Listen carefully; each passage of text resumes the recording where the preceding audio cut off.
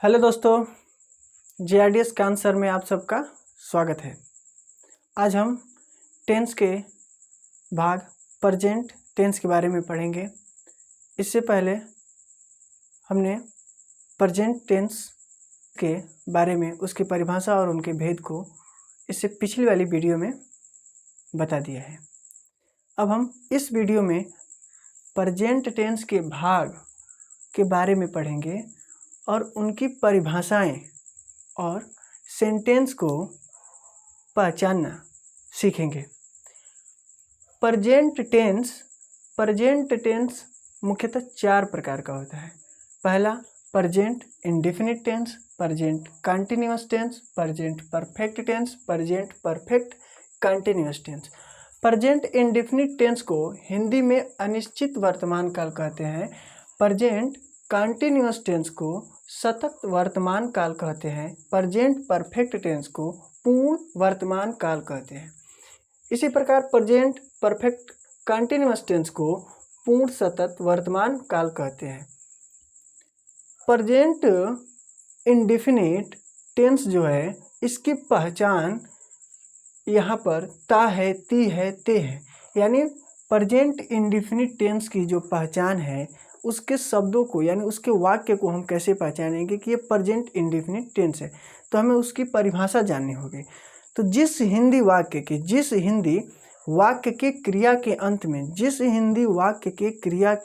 अंत में ता है, ती है, ते है इत्यादि शब्द आते हैं, प्रेजेंट इंडेफिनिट टेंस कहलाते हैं। प्रेजेंट इंडेफिनिट टेंस कहलाते हैं। उसके तुरंत बाद प्रेजेंट कंटीन्यूअस टेंस, पूर्ण सतत वर्तमान काल।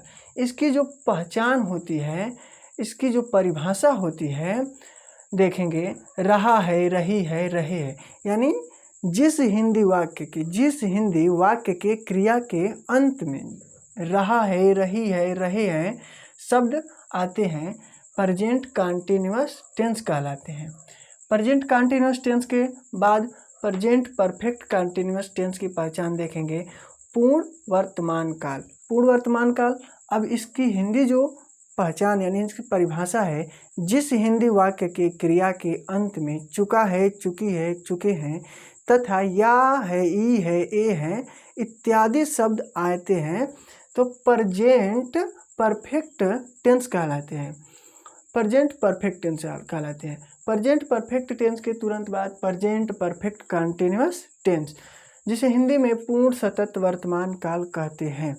पूर्ण सतत वर्तमान काल की जो पहचान या परिभाषा होती है, जिस हिंदी वाक्य के क्रिया के अंत में रहा है, रही है, रहे हैं तथा समय का बोध होता है, यानी समय के साथ रहा है, रही है, रहे शब्द आते हैं, प्रेजेंट परफेक्ट कंटीन्यूअस टेंस कहलाते हैं।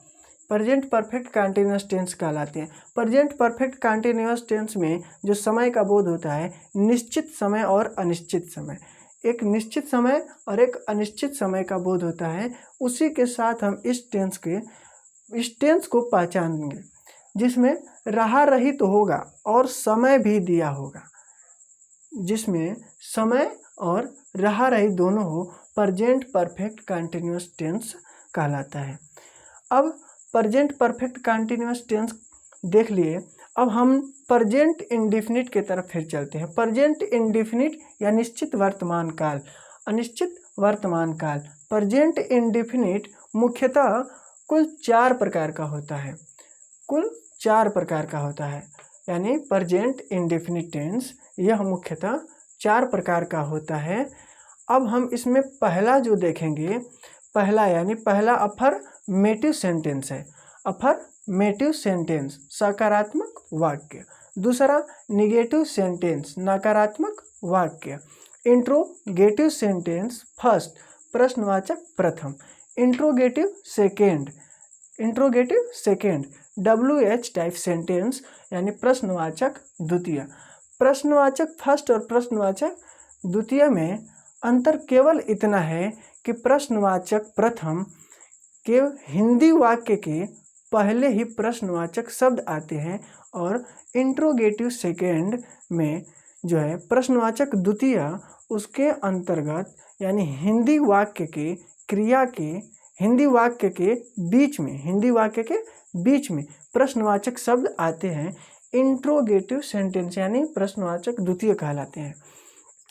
अब हम प्रश्नवाचक ये दोनों इसमें अंतर देख लिए। अब हम अफर्मेटिव सेंटेंस सकारात्मक या साधारण वाक्य कह सकते हैं, इसके बारे में देखेंगे। अफर्मेटिव सेंटेंस, इसके रूल जो होते हैं, इसको बनाने यानी इसके जो सेंटेंस आएंगे उन्हें हम किस नियम के अनुसार उनका अंग्रेजी अनुवाद करेंगे, उसके लिए नियम है। हिंदी वाक्यों को अंग्रेजी अनुवाद बनाने, हिंदी वाक्यों का अंग्रेजी अनुवाद बनाने का नियम, जो इसमें पहला ए नंबर है, सब्जेक्ट यानी कर्ता प्लस वर्ब यानी क्रिया प्लस ऑब्जेक्ट यानी कर्म।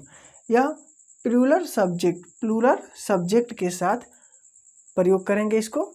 और जो बी नंबर है, इसको सिंगुलर सब्जेक्ट के साथ प्रयोग करेंगे।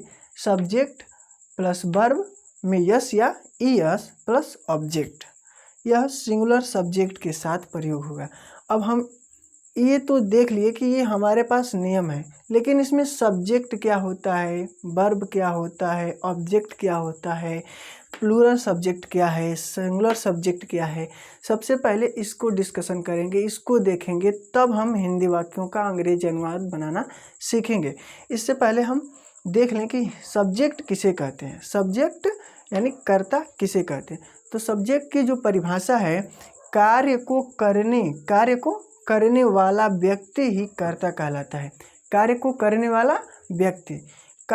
करने वाला यानी जो व्यक्ति किसी कार्य को करता है, ठीक, यानी जो व्यक्ति है अगर वो किसी कार्य को कर रहा है तो कार्य कौन कर रहा है, वह व्यक्ति ही क्या कहलाएगा, कर्ता। जैसे राधा हिंदी पढ़ती है, तो यहाँ पर पढ़ने का जो कार्य है राधा कर रही है, इसलिए राधा सब्जेक्ट है। अब कुछ और उदाहरण देख लेते हैं। जैसे रोहित गाना गाता है, तो गाना गाने का कार्य रोहित कर रहा है। वह तबला बजाती है, तबला बजाने का कार्य वह कर रही है, इसलिए सब्जेक्ट वह। सोहन के मामा जी सेब खाते हैं, तो सेब खाने का कार्य सोहन के मामा जी कर रहे हैं, यानी इसमें सब्जेक्ट सोहन को ना रखकर उसके मामा जी यानी मामा जी सब्जेक्ट कहलाएंगे। इसी के अगला यानी चौथा जो उदाहरण है उसमें देखें, हम लोग अखबार पढ़ते हैं, तो अखबार पढ़ने का कार्य हम लोग कर रहे हैं, इसलिए यहाँ पर सब्जेक्ट हम लोग होगा। इसका अगला उदाहरण पांचवा, तुम टीवी देखते हो, यानी टीवी देखने का जो कार्य है तुम के द्वारा यानी तुम कर रहा है, इसलिए टीवी देखने का कार्य, इसलिए यहाँ तुम सब्जेक्ट है। अब आपने कुछ उदाहरण के जरिए देख लिए कि सब्जेक्ट क्या होता है। सब्जेक्ट यानी कर्ता। एक बार और देख लेते हैं। सब्जेक्ट यानी कार्य को करने वाला व्यक्ति ही कर्ता कहलाता है, यानी किसी कार्य को जो व्यक्ति कर रहा है वही व्यक्ति ही कर्ता कहलाएगा। इसमें आप देख रहे हैं राधा हिंदी पढ़ती है, तो राधा हिंदी पढ़ रही है, तो राधा सब्जेक्ट है। अब यहाँ से आप सब्जेक्ट के बारे में देख लिए। अब हम वर्ब और ऑब्जेक्ट को अगली वीडियो में डिस्कशन करेंगे। तब तक के लिए धन्यवाद। यदि आप हमारे चैनल पर नए हैं तो सब्सक्राइब करें और बेल आइकन दबाना ना भूलें। खुश रहिए।